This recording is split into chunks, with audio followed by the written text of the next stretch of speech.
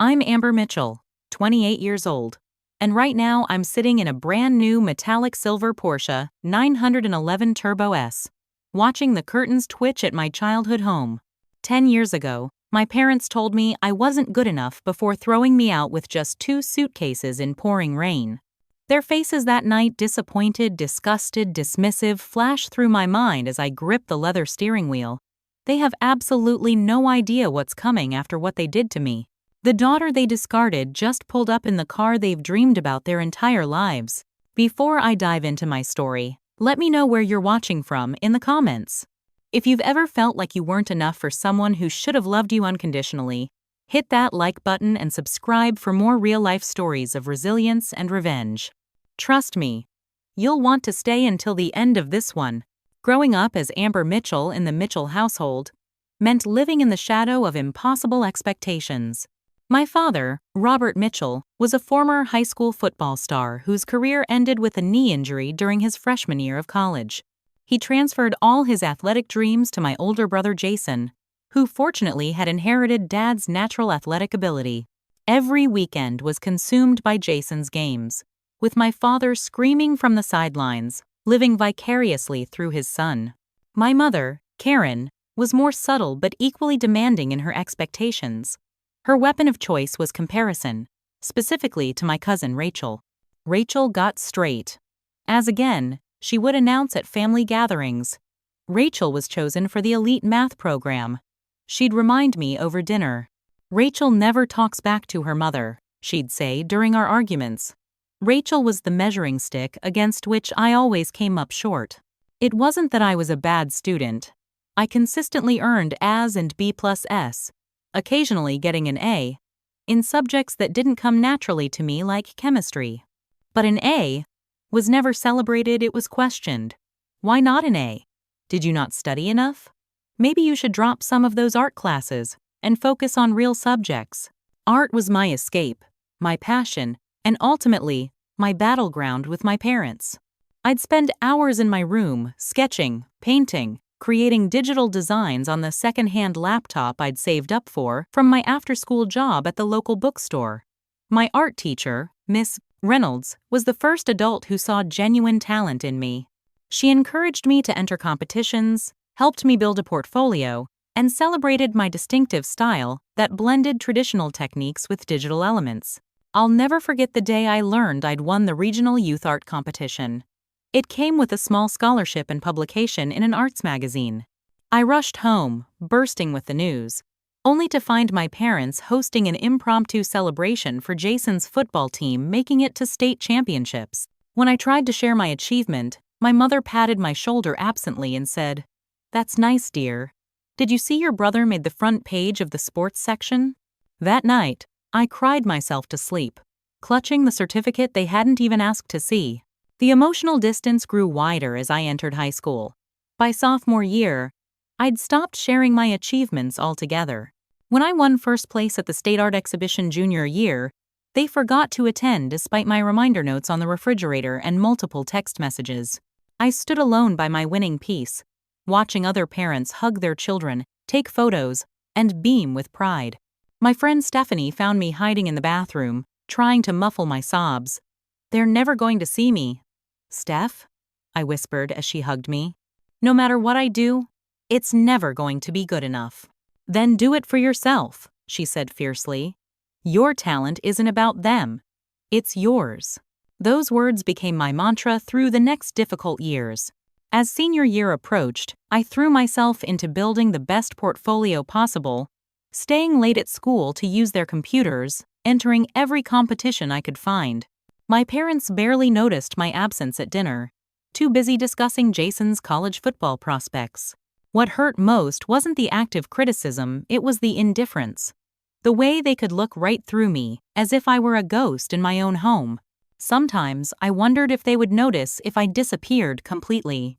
Senior year arrived with a mixed blessing of freedom and anxiety. I spent more time at school than at home, working on my college portfolio between classes and during lunch breaks. Miss Reynolds often let me use the art room after hours, sometimes staying late herself to provide feedback or simply offer quiet encouragement. "You have something special, Amber," she told me one evening as I meticulously finished a digital illustration. "The way you capture emotion through color is remarkable. Schools are going to fight over you." I wanted to believe her, but years of parental indifference had planted deep seeds of doubt. Still, I submitted applications to 5 art schools, including my dream school, the prestigious California Institute of Arts. The wait was excruciating, but I focused on my final semester and avoided the increasing tension at home as Jason announced his decision to attend our father's alma mater on a football scholarship. The letter from CalArts arrived on a Tuesday afternoon. I'd been checking the mail every day, intercepting it before my parents could see the envelopes from art schools. My hands trembled as I opened it in the privacy of my room. "Dear Amber Mitchell, we are pleased to offer you admission to the California Institute of Arts with a partial scholarship of $15,000 per year." I screamed, jumping on my bed and clutching the letter to my chest. I'd done it. I'd actually done it. The best art school in the country wanted me. They were even offering money toward tuition.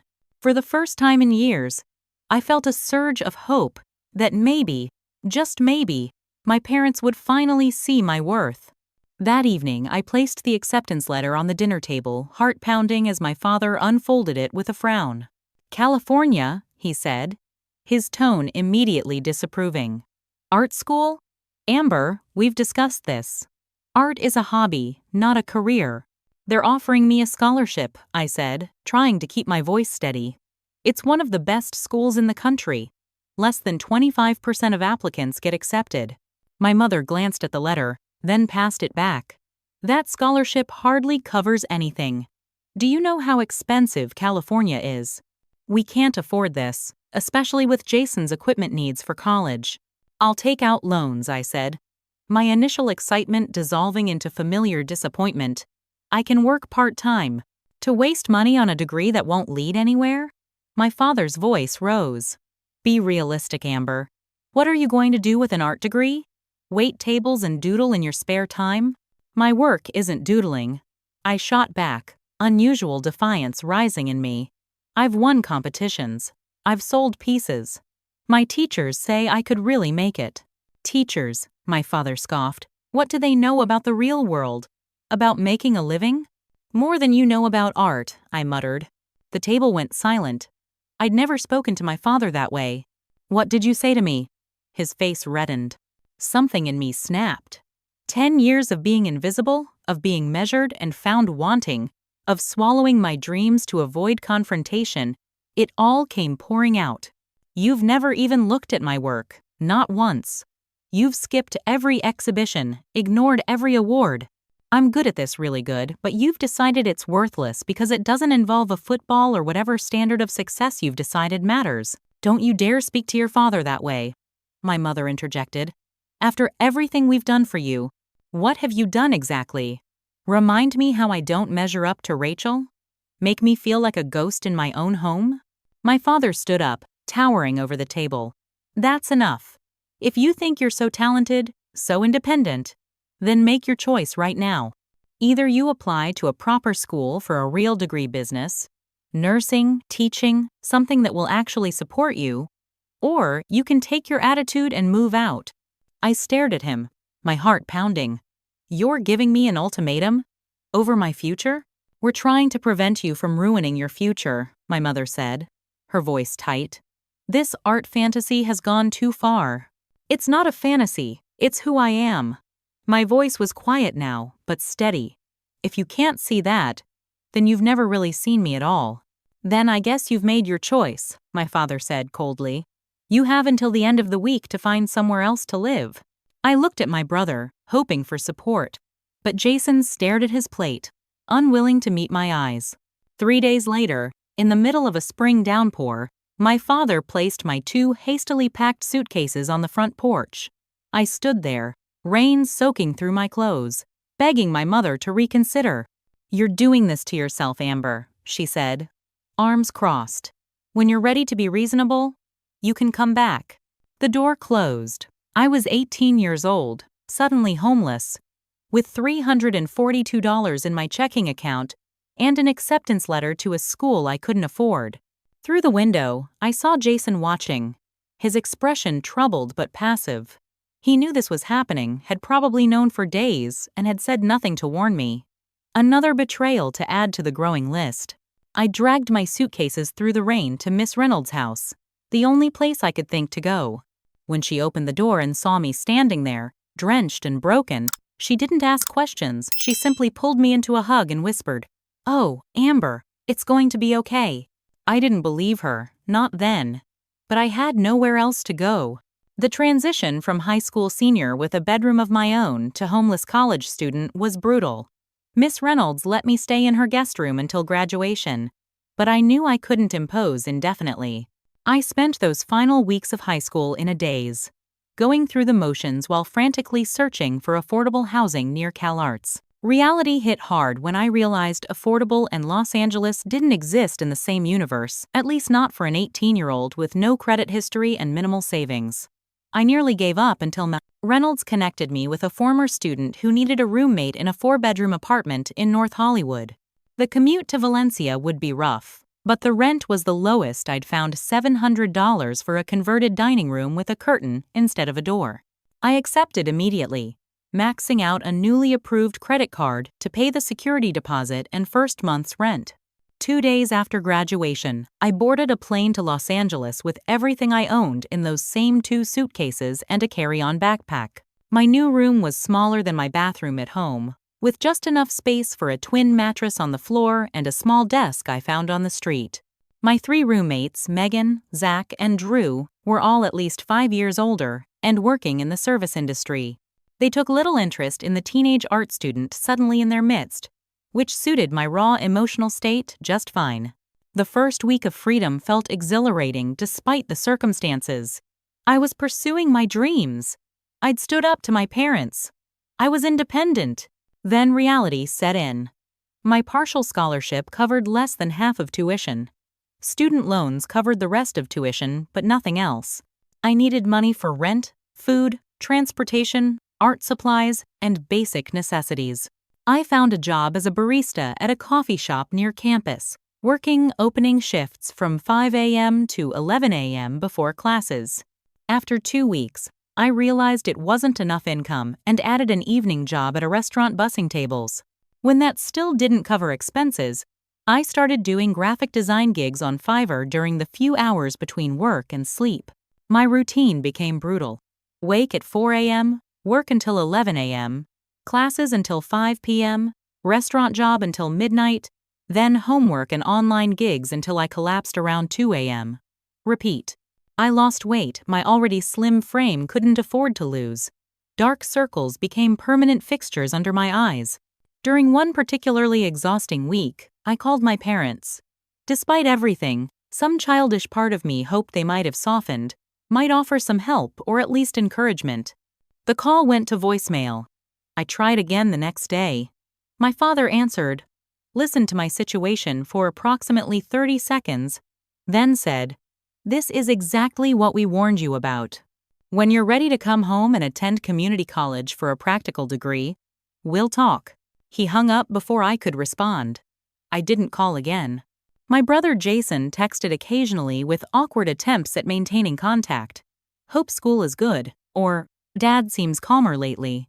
Once he asked if I needed anything, but when I honestly replied that I was struggling financially, his response was vague concern followed by radio silence for weeks. He was walking the line between sibling loyalty and parental approval, and it was clear which side weighted heavier. 3 months into this unsustainable lifestyle, I came home to find my roommate Megan packing her things. "Got a better offer in San Diego," she said with a shrug. I already told Zach. "You guys will need to find someone to cover my share." "Wait, when are you leaving?" I asked. Panic rising. "Tomorrow. My share of this month's rent is on the counter." Except it wasn't. The envelope with our pooled rent money, including the $700 I'd contributed from my last 3 paychecks, was nowhere to be found. When confronted, Megan feigned ignorance before admitting she'd borrowed it for moving expenses and would definitely pay everyone back soon. She was gone by morning, her number disconnected by afternoon. The landlord didn't care about our soap opera, he wanted his money.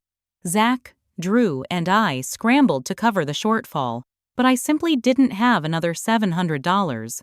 I maxed out my second credit card and borrowed money from a classmate, promising to repay it from my next paycheck.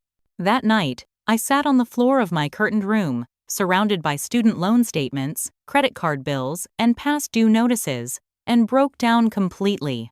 I'd never felt so utterly alone and overwhelmed. For a dark moment, I considered that my parents had been right, that I'd made a terrible mistake and ruined my life chasing an impossible dream. The humiliation grew worse when I ran into my mother's friend Susan at a grocery store during my Christmas visit to see Miss Reynolds. Susan's exaggerated sympathy made it clear she'd heard a version of events that cast me as the villain. "Your poor mother is just beside herself," Susan said, her voice dripping with insincere concern. "After all they've done for you, to just abandon your family like that. But I'm sure you'll grow out of this rebellious phase." I stood frozen in the cereal aisle, realizing my parents had been actively constructing a narrative that protected their image at the expense of mine. In their story, I wasn't the child who'd been kicked out, I was the ungrateful daughter who'd abandoned them. Back in Los Angeles, my one bright spot emerged in an unexpected form. A computer science student named Tyler sat next to me in a general education art history class. Unlike my roommates, Tyler noticed my exhaustion and offered genuine friendship. He brought me coffee during study sessions, listened to my story without judgment, and occasionally invited me to dinner at his apartment meals I accepted with equal parts gratitude and embarrassment at how desperately I needed them.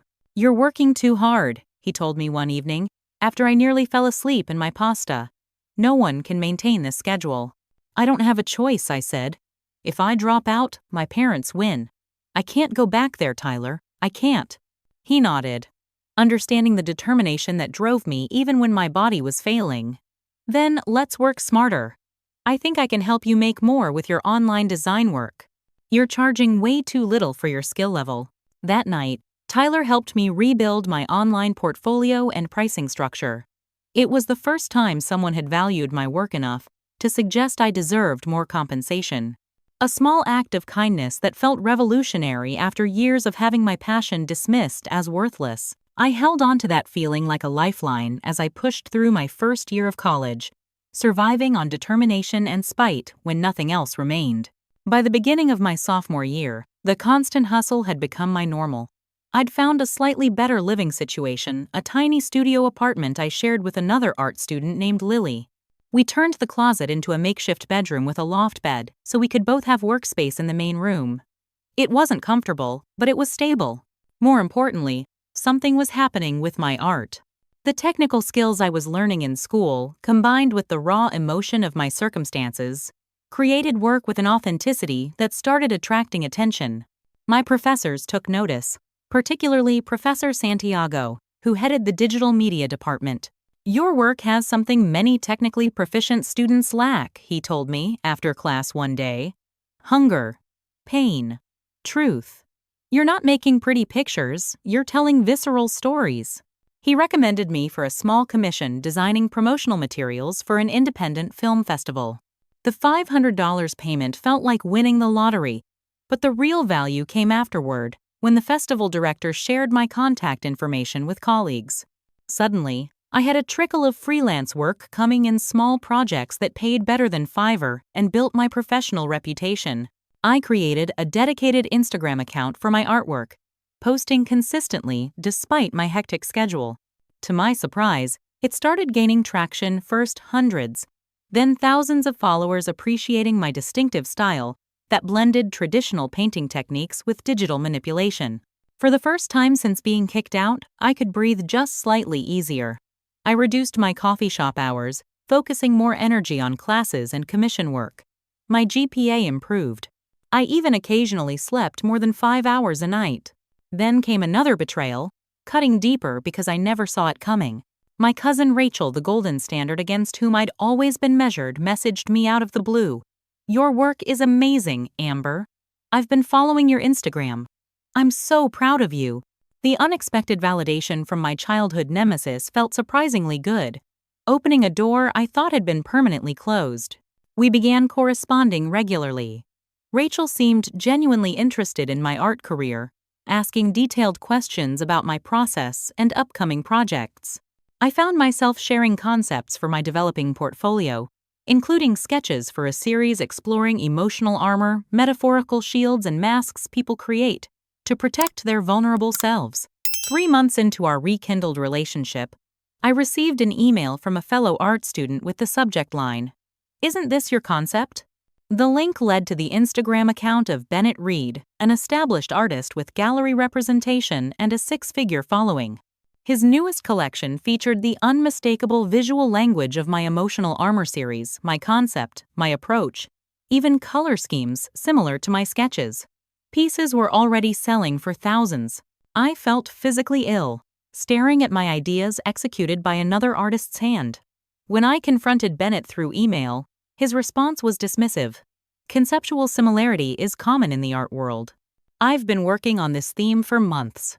But I had evidence-dated sketches, project proposals submitted to professors, and most damningly, the private messages where I'd shared these concepts and reference images with Rachel. After a sleepless night connecting the dots, I discovered that Rachel's roommate interned at the gallery representing Bennett.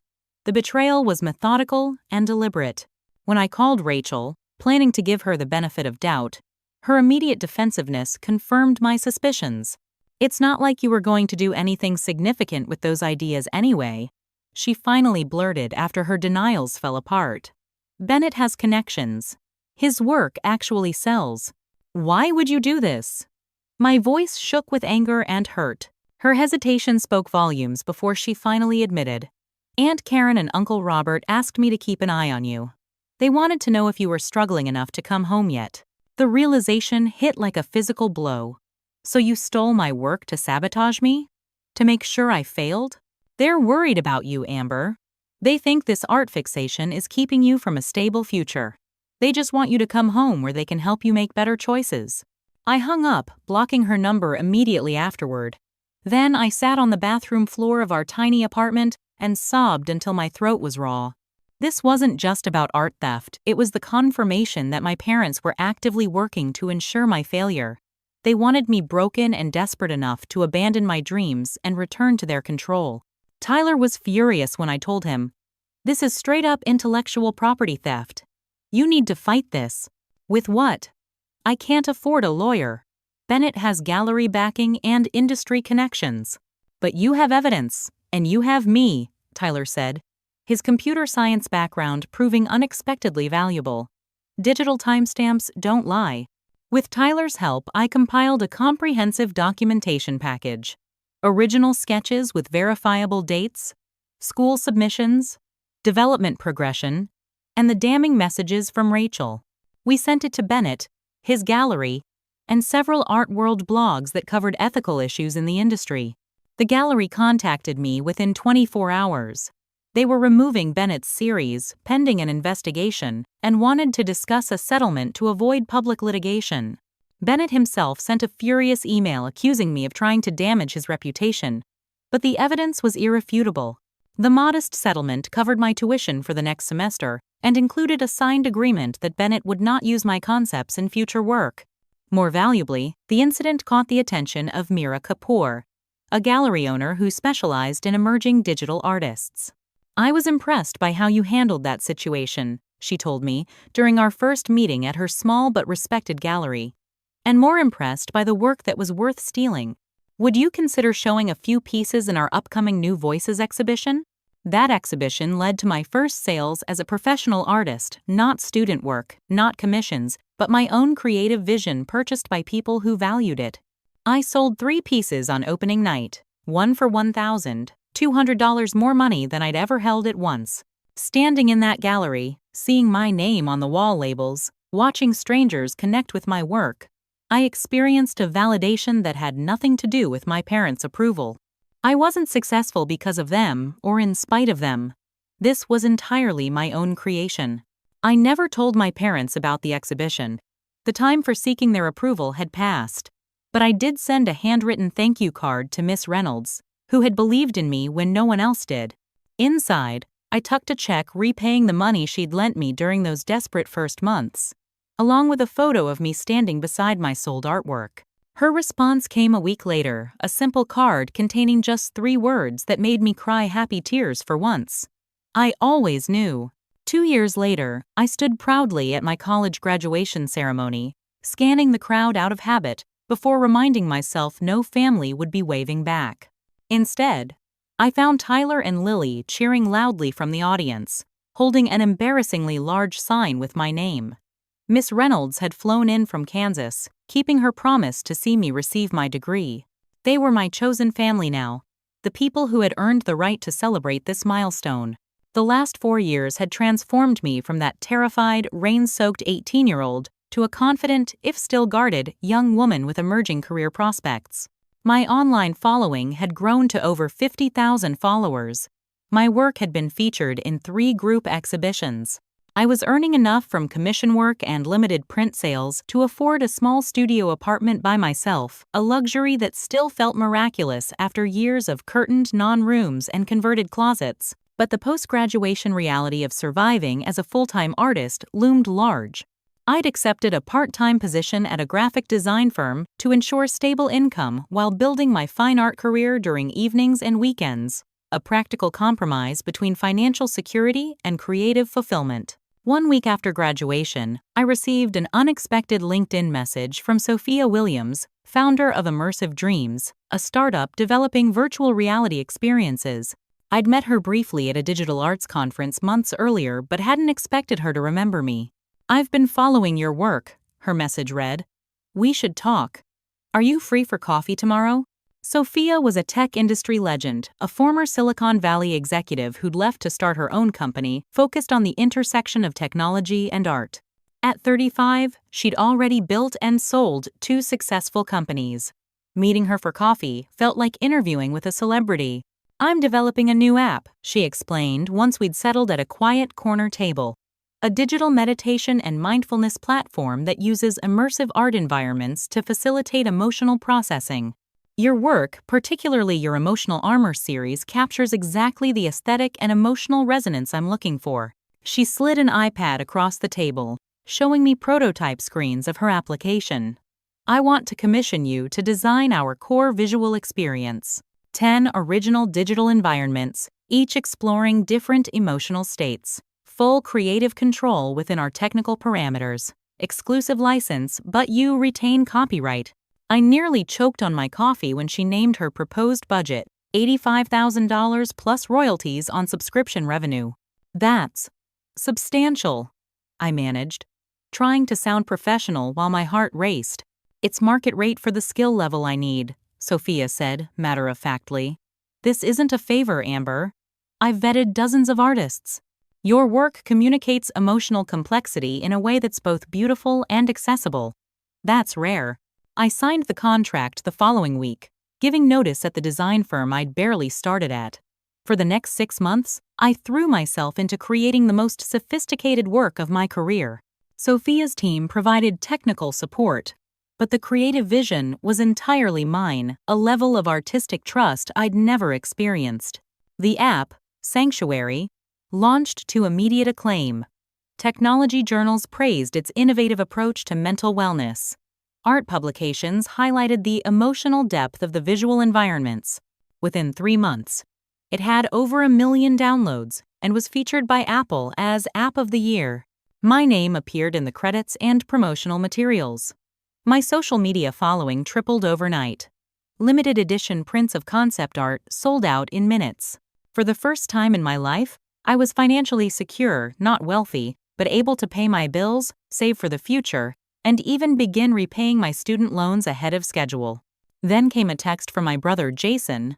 "Just saw your name in Tech Insider. Congrats, sis." Parents saw it too. My stomach dropped. After nearly 6 years of silence, I knew what would come next. Sure enough, my phone rang the following day, my mother's name appearing on the screen like a ghost from another life. "Amber? It's Mom. How are you, sweetheart?" The casual endearment, as if we'd spoken last week instead of 6 years ago, sent a chill through me. We exchanged awkward pleasantries before she came to her point. "We'd love to see you. Your father and I have been talking, and we feel it's time to put the past behind us. Family should be together." I agreed to dinner, more out of curiosity than forgiveness. I chose a neutral restaurant, arriving early to calm my nerves. When they walked in, the sight of them was jarring. They looked older. My father's hair now fully gray, my mother's face more lined. They were strangers wearing familiar faces. The conversation was strained, filled with surface-level questions about my work that revealed they knew nothing substantial about my career despite claiming to have always supported my creativity. They never acknowledged the abandonment, never apologized for kicking me out or the years of silence. Instead, they rewrote history with vague references to giving me space and letting me find my path.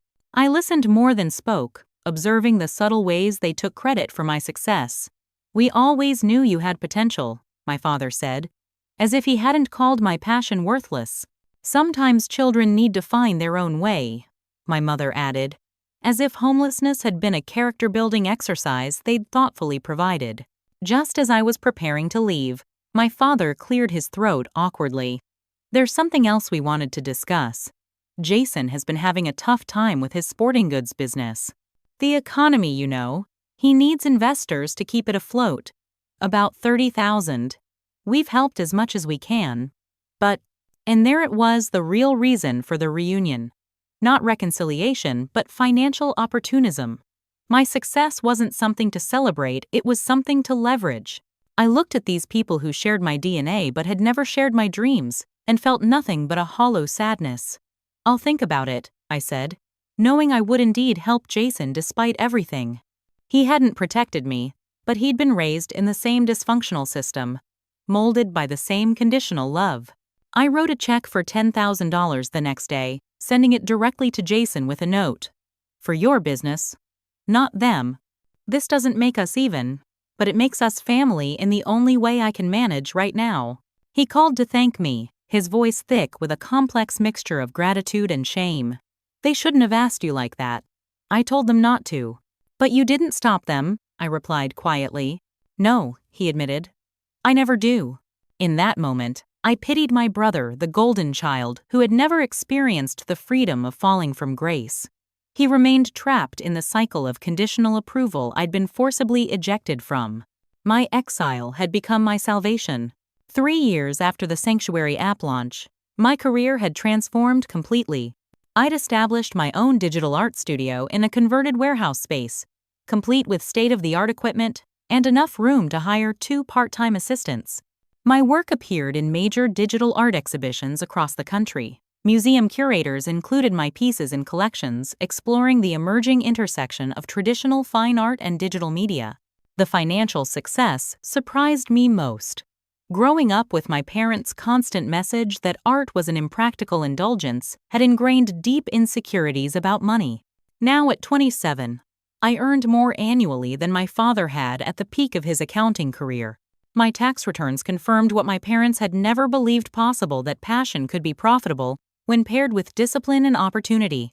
My signature achievement was developing a collection of NFT artworks titled Conditional Animated Digital Pieces, exploring the psychological impact of conditional love. Each piece featured protective barriers that visibly responded to viewer interaction, revealing vulnerable inner worlds when approached with patience rather than force. The collection sold out in 8 minutes, generating over $300,000 in primary sales. Art critics praised its emotional authenticity and technical innovation. Collectors appreciated that 30% of proceeds went to organizations supporting young adults estranged from family. My way of turning personal pain into collective healing. Success brought unexpected complications. As my name became more recognized in the art world, my parents began inserting themselves into my narrative in increasingly brazen ways. Through mutual connections, I learned they had been telling extended family and friends that they had financially supported my education and early career, a complete fabrication that rewrote the abandonment as parental investment. The final straw came when my father approached one of my corporate clients directly, introducing himself as Amber Mitchell's father and business advisor. The client, confused, mentioned it during our next meeting. "My father is not affiliated with my work in any capacity," I stated firmly. Embarrassment burning my cheeks. Any communications from him should be disregarded. That evening, I called Jason, who had maintained sporadic contact since the business loan. "Did you know Dad is approaching my clients, claiming to be my business advisor?" His uncomfortable silence was answer enough. "Jason, this isn't just annoying, it's actively damaging to my professional reputation. It needs to stop." "They're proud of you, Amber," he offered weakly. "In their way. They're proud of what they can gain from me," I corrected. "There's a difference." After we hung up, I sat in my studio staring at the city lights through floor-to-ceiling windows. The view reminded me how far I'd come from that rain-soaked teenager with nowhere to go. Yet my parents still found ways to make me feel small, to claim ownership over successes they'd played no role in creating. My phone buzzed with a text from Eric, the architectural engineer I'd been dating for the past year. He understood my family situation better than most, having weathered his own complicated relationship with immigrant parents whose cultural expectations clashed with his American upbringing. "Just checking if we're still on for dinner?" his message read. "Made reservations at that Italian place you liked." Eric had become my rock-steady, supportive, uninvolved in the art world dynamics that sometimes overwhelmed me. He created beautiful structures professionally, but more importantly, he'd helped me build emotional foundations that my childhood had never provided. Over dinner, I unloaded my frustration about my father's latest boundary violation. Eric listened, then asked the question that would ultimately change everything. "Have you considered that you're still giving them power by reacting? They clearly want your attention, positive or negative. So I should just ignore my father misrepresenting himself to my professional contacts?" I challenged. "No," he said thoughtfully. "You should address that specific issue with a cease and desist if necessary. What I mean is, your success isn't about them. Whether they approve, disapprove, take credit, or criticize, none of it matters to your actual work or life. The opposite of love isn't hate, it's indifference." His words struck a chord. I'd been free of my parents physically for nearly a decade. Yet, emotionally, I still orbited around their gravitational pull, defining myself in opposition to them rather than truly independently. The next morning, Sophia called with news that shifted my perspective further. After Sanctuary's success, we'd maintained a professional friendship, occasionally collaborating on projects. "I'm launching a new venture," she announced. "An immersive art platform that will allow digital artists to create and sell interactive experiences directly to consumers. I want you as a founding partner. 20% equity stake in exchange for serving as creative director and contributing exclusive content." The opportunity was extraordinary, a chance to help shape the future of digital art while securing my financial future. The projected valuation would potentially make me a millionaire before 30. "Why me?" I asked, genuinely curious. "Because you understand both the technical and emotional aspects of digital art," she replied. "And frankly, because you have nothing to prove anymore. Your work stands on its own merit. Nothing to prove anymore." The phrase echoed in my mind long after we hung up. She was right. I'd moved beyond needing external validation. My work spoke for itself. My success was undeniable. I had built something meaningful from the ashes of rejection. That night, I made 2 decisions. First, I accepted Sophia's partnership offer. Second, I finally stopped checking if my parents had viewed my Instagram stories. The adolescent hope for their approval had persisted far longer than it deserved. It was time to close that chapter completely. 1 year into my partnership with Sophia, our platform named Prism had exceeded even our optimistic projections. We'd secured a second round of funding that valued the company at $22 million, making my equity stake worth over $4 million on paper. My personal art continued to appreciate in value, with auction houses now handling secondary sales of my earlier work. The financial security still felt surreal. I bought my first home, a modern loft in the Arts District with a dedicated studio space.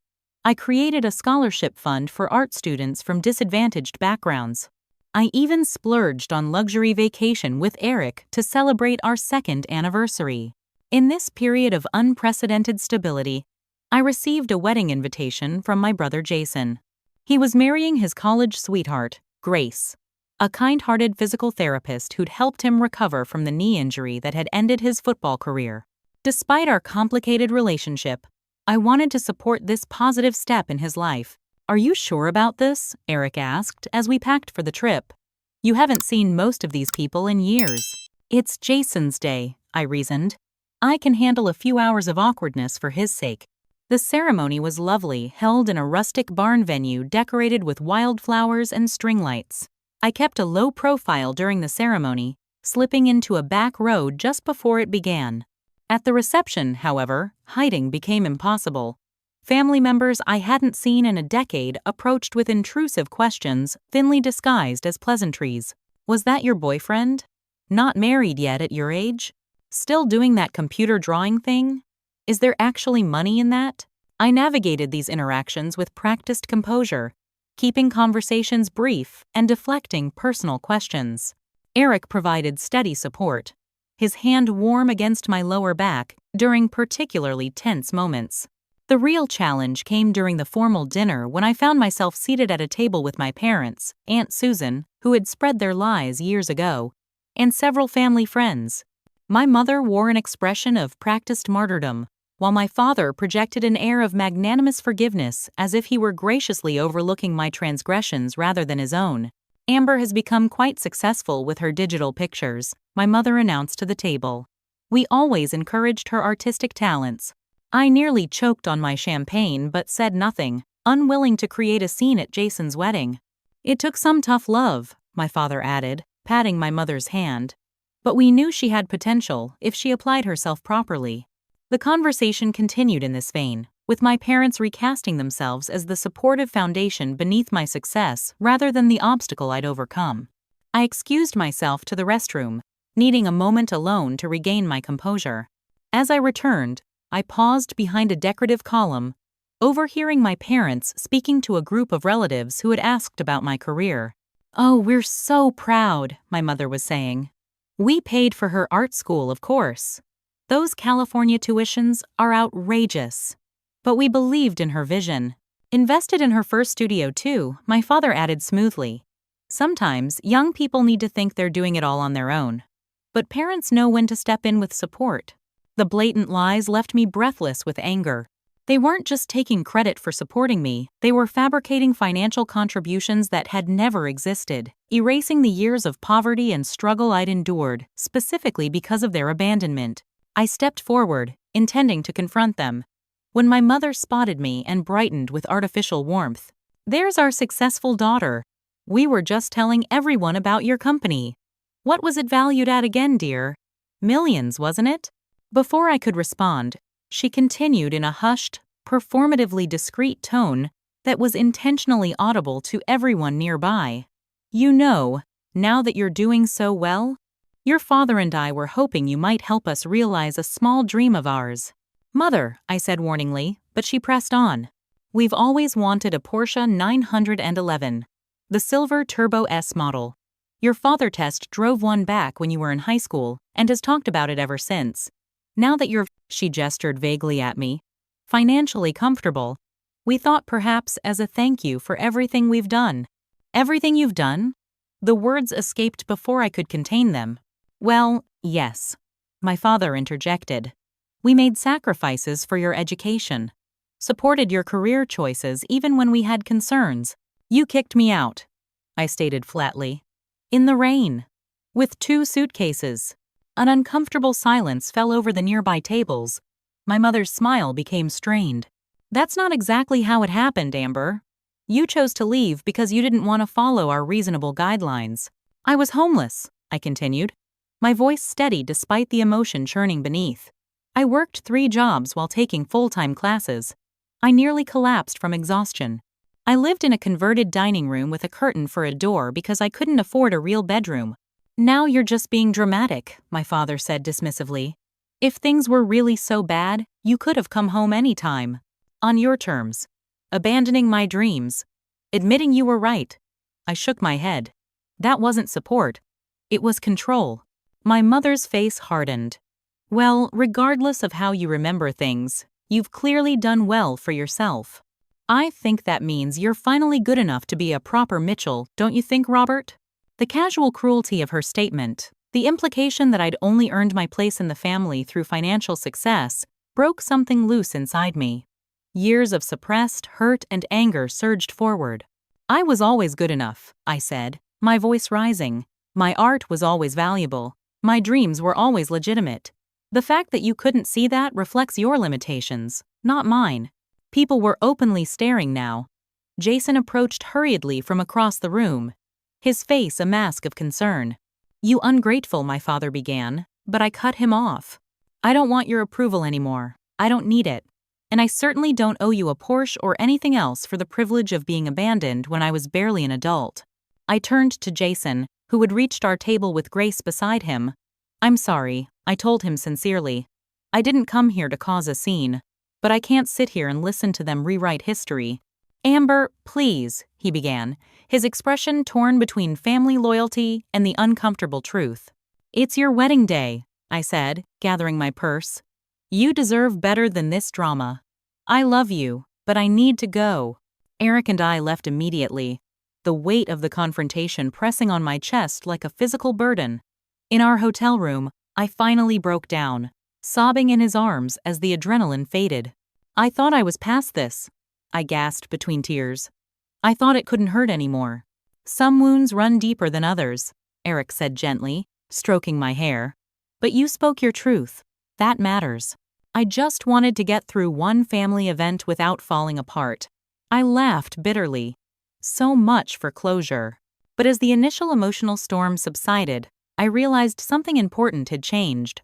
For the first time, I'd confronted my parents' narrative publicly, refusing to participate in the fiction they'd created. I'd named the truth of my experience without shame or apology.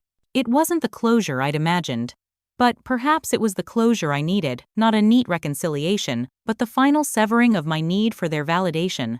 They would never be the parents I deserved. No amount of success would transform them into people capable of unconditional love.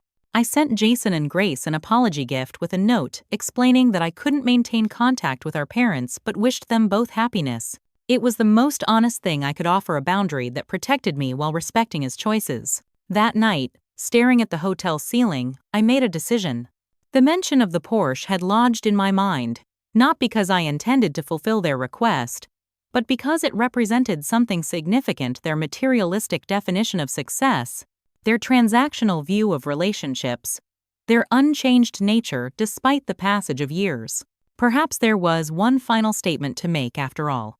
6 months after Jason's wedding, I'd thrown myself into work, using creative expression as therapy for the emotional aftermath.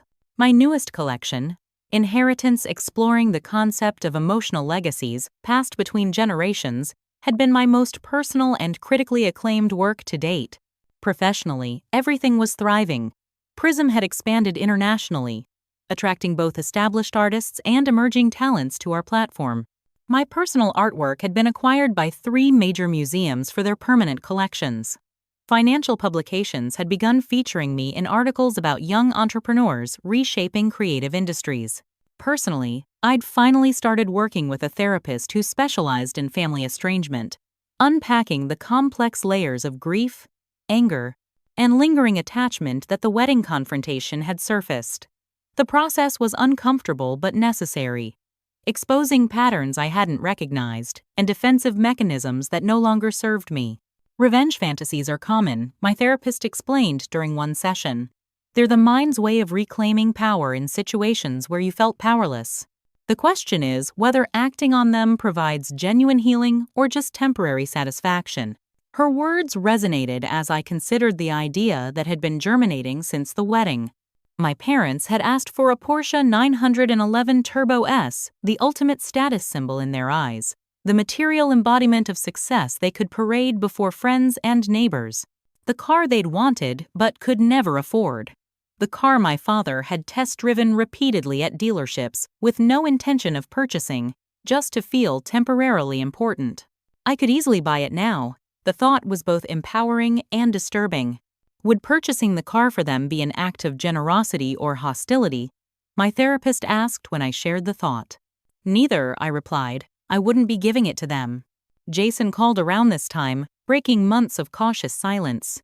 After awkward pleasantries, he got to his real purpose.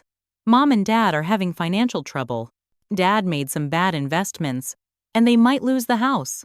"I'm sorry to hear that," I said neutrally, waiting for the inevitable request. "They're not asking for help," he clarified, surprising me. "They don't know I'm calling. I just thought you should know." "Why?" The question was genuine. "We're not in each other's lives, Jason." "Because, despite everything, they're still our parents," he said. "And because they've been different since the wedding." Quieter. Dad stopped going to his country club. Mom resigned from her community board positions. It's like the facade finally cracked. I absorbed this information with complicated feelings. "Are you asking me to help them?" "No," he said after a pause. "I think that would be unfair. I guess I wanted you to know they're human too. Flawed, damaged humans who did terrible things, but still human." After we hung up, I sat in my home studio, staring at a blank digital canvas. Jason's call had shifted something in my perspective. Not forgiveness, I wasn't there yet and might never be, but perhaps a more nuanced understanding. My parents weren't monsters. They were products of their own conditional upbringings, perpetuating cycles they lacked the insight or courage to break. Their cruelty stemmed from fear that my different path reflected on their inadequacies, fear that I might succeed where they had settled, fear that their limited worldview might prove insufficient. Understanding didn't excuse their actions, but it helped me see them as less powerful, not malevolent architects of my suffering, but frightened people clutching desperately at control. That night, I made a decision. I visited the Porsche dealership the following morning. "I'd like to purchase a 911 Turbo S," I told the salesman. "The metallic silver model." His eyes widened slightly at my age and casual attire, but my financial pre-approval quickly adjusted his perception. "Excellent choice. We have several financing options."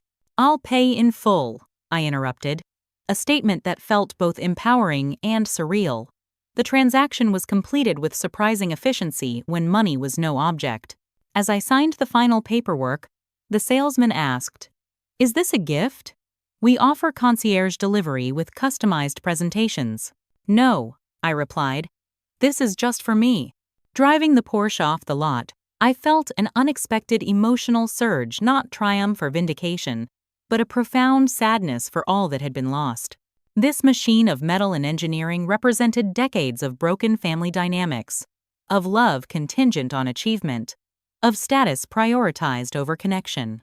For 2 weeks, the car sat in my garage while I contemplated my next move. Eric watched me struggle with the decision, offering perspective without pressure.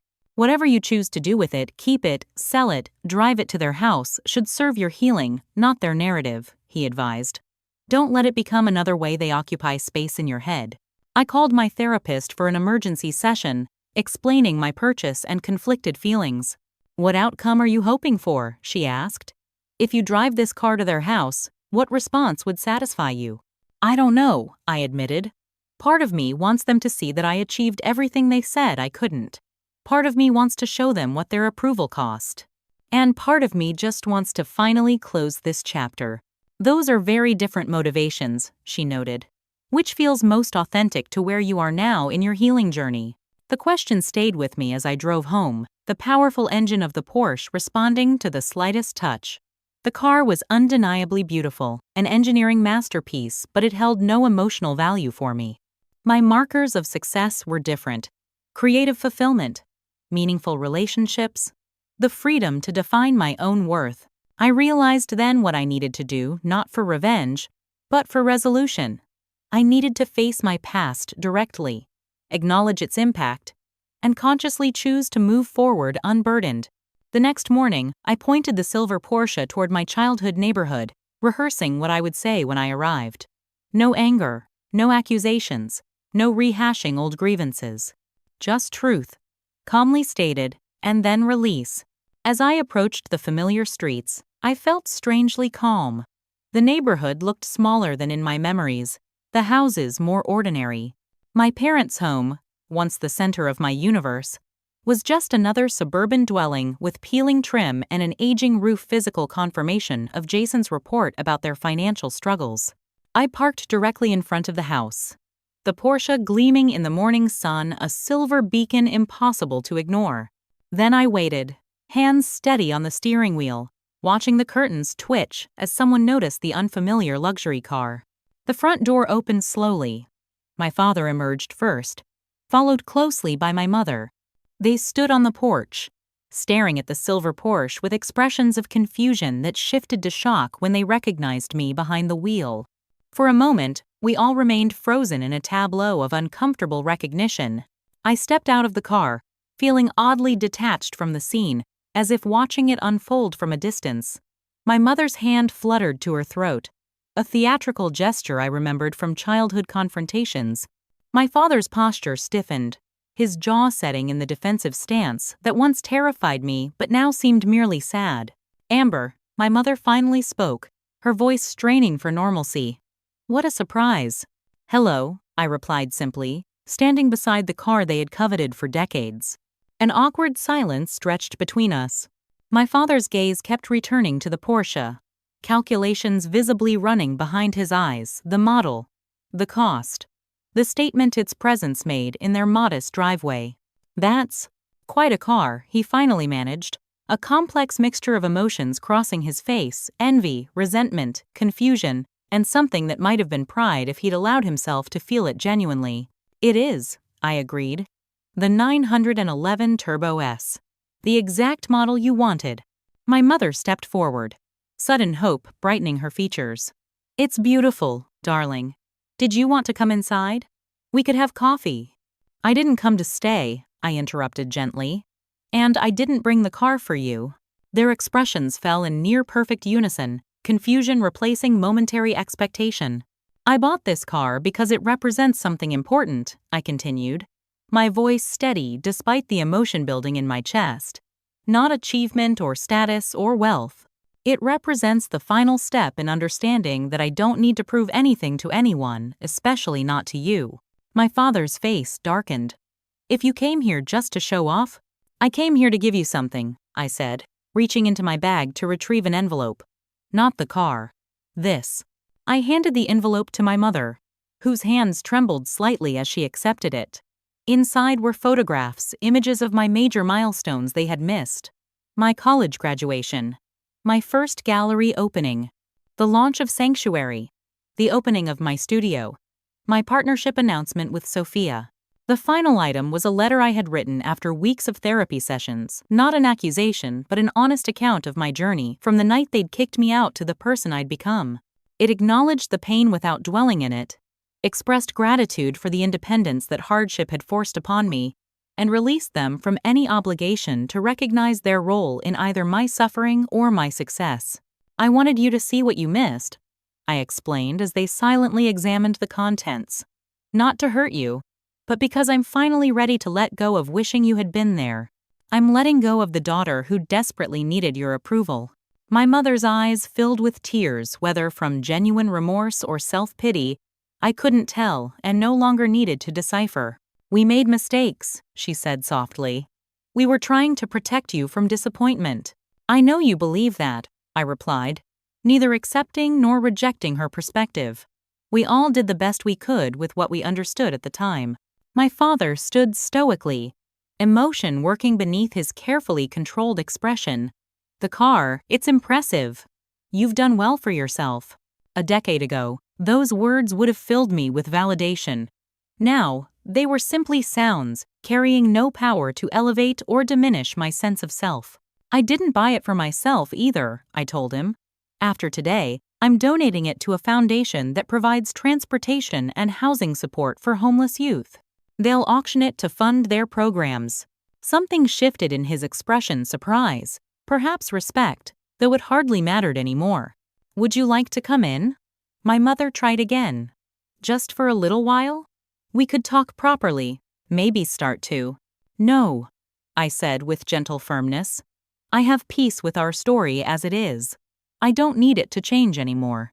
As I prepared to leave, my father cleared his throat. "You really are remarkable, Amber, despite everything." "Not despite everything," I corrected him. "Because of everything. Every struggle, every rejection, every moment I had to choose myself when no one else would, they're all part of who I am. I wouldn't trade them, even for an easier path." I drove away without looking back, feeling lighter than I had in years. The Porsche symbol of everything they had valued above me would soon help young people facing the same abandonment I had survived. The perfect symmetry of that transformation felt like poetry. 1 year later, my life had evolved in ways I couldn't have anticipated during that final confrontation. The Porsche auction had raised over $175,000 for youth housing initiatives. The publicity surrounding the donation had drawn attention to family estrangement issues, leading to speaking engagements where I shared my experience with others struggling to redefine family on their own terms. My art studio had expanded to include a mentorship program for young artists from difficult backgrounds. I'd married Eric in a small ceremony surrounded by chosen family, Miss Reynolds, Sophia, Tyler and his wife, and the various friends who had supported me through years of rebuilding. Even Jason attended, alone but genuinely happy for me. On particularly meaningful days, I sometimes thought about the Porsche and what it had represented, not just my parents' materialism, but my own journey from seeking external validation to finding intrinsic worth.